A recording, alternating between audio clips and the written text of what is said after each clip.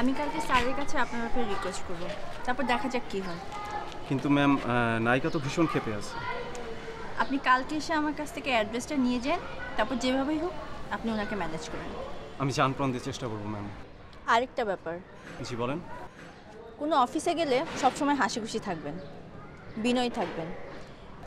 বিনয় দিয়ে এ জায়গায় অনেক কিছু জয় করা সম্ভব। আপনার অ্যাডভাইস আমার মনে থাকবে ম্যাম। আমার নাম ম্যাম না, I am Popy. Nice to meet you Popy. Same to you. Thank you. যাই হোক, দেখা হবে আবার ইনশাল্লাহ। খোদাহাফেজ। Okay ma'am.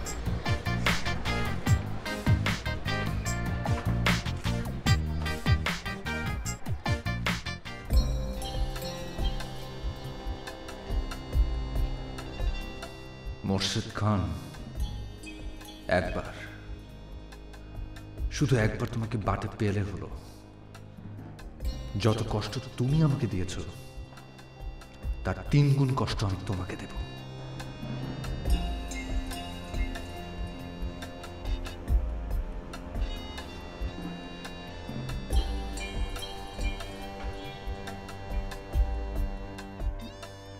তোমার মেয়েকে বিয়ে করে কি আমি এতটাই অন্যায় করেছি যে আমার সাথে কুকুর বেড়ালের মতো ব্যবহার করতে হবে? মানুষের সহ্যের একটা সীমা থাকে, তুমি আমাকে সীমা লঙ্ঘন করতে বাধ্য করেছ।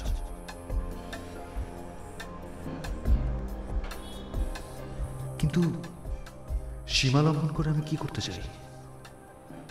কি করলে সাপও মরবে না, লাঠিও ভাঙবে না?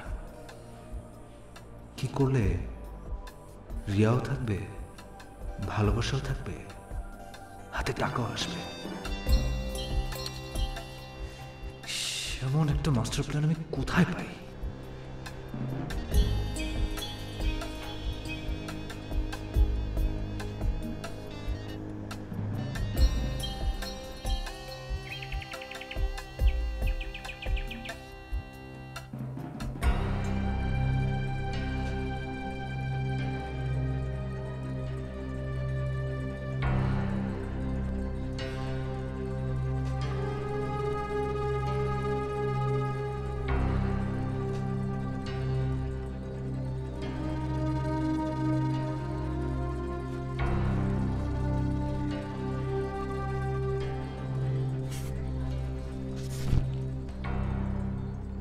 চাকরিটা আপনার খুব দরকার, তাই না?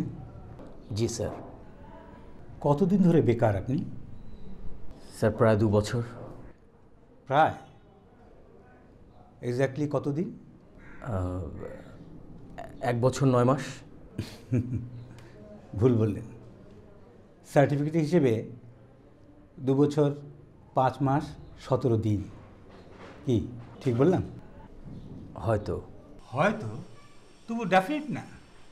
সার্টিফিকেটের বিষয়টা হয়তো আপনি খেয়াল করেননি, কিংবা অন্য কোথাও কোনো জব করেছেন। কিন্তু একটা বিষয় আমি খুব বিরক্ত হচ্ছি। সে বিষয়টা কি আপনি জানেন? জি স্যার, মানে আপনি হয়তো। ওহ ম্যান, আবারও হয়তো মানে অনুমান। এটাই হচ্ছে আপনাদের নিয়ে প্রবলেম। সব বিষয়ে আপনারা অনুমান করতে চান। আচ্ছা, কেন কোনো বিষয়ে আপনি ডেফিনেট হতে পারছেন না? ওসব পারবেনই বা কী করে, যা চলছে। যাই হোক, আসল কথা আসা যাক। জি স্যার বলেন। আপনি এত লম্বা চুল রেখেছেন কেন? স্যার বিষয়টা নিতান্তই ব্যক্তিগত, তারপর আমি বলছি। আমার ভালো লাগে স্যার। নাকি চুল কাটার পয়সা নেই সেজন্যে? এটা বোধহয় আর একটু বেশি ব্যক্তিগত হয়ে গেল, তাই না? আচ্ছা, আপনার কি আমাকে কিছু বলতে ইচ্ছে করছে? কারণ আপনি গরিব, অভাবী। আর অভাব যে মানুষের স্বভাবকে নষ্ট করে, এটা জানেন তো? জানি স্যার, এবং এও জানি যে এটা শুধুমাত্র আপনাদের জন্য প্রযোজ্য। That's good. আত্মঅহংকার আছে তাহলে? এই অহংকারটুকুই দরকার, তাহলে দেখবেন জীবনে কোথাও আটকাবেন না। এনিওয়ে, কাজের কথা আসা যাক। জি বলুন। আপনি সরকারি চাকরি ছেড়ে এই ধরনের একটা প্রতিষ্ঠানে কাজ করতে চাইছেন কেন?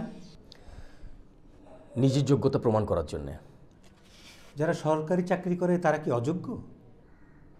জি না, কিন্তু ওখানে নিজেকে সৎ রাখা কঠিন। তার মানে সরকারি চাকরিরা অসৎ? জি না স্যার, আমি আসলে তা বলিনি। তাহলে কি বলেছেন?